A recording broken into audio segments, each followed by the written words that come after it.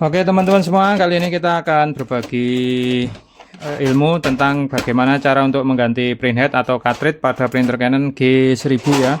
Ini kondisinya printhead warnanya itu salah satu tintanya ada yang nggak keluar, udah kita coba servis tetap nggak berhasil, dan usernya setuju untuk ganti printhead atau cartridge-nya ya. Untuk cara menggantinya itu sangat mudah ya teman-teman, bisa dimatiin seperti ini, kondisi mati, kita buka seperti ini. Kemudian ada tuas putih di bagian itu, kita tekan aja ke belakang, kemudian ini kita tarik, lalu tutup ini kita buka sama ini tujuannya adalah biar tinta sini nggak turun ke bawah.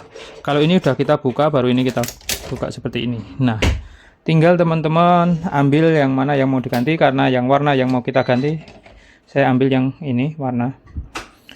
Kemudian kita buka penggantinya,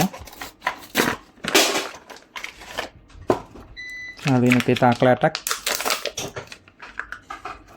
Nah, saat mengganti jangan lupa ini harus dikletek seperti ini, sama di bawahnya ini juga dikletek seperti ini, lalu masangnya seperti ini. Oke, lalu kita tutup. Nah, jangan lupa ini ditekan ya. Oke, seperti ini, pastikan benar-benar ngunci kanan kirinya ini ya. Nah, kalau udah baru kita masukkan, baru ini kita tutup dan selesai.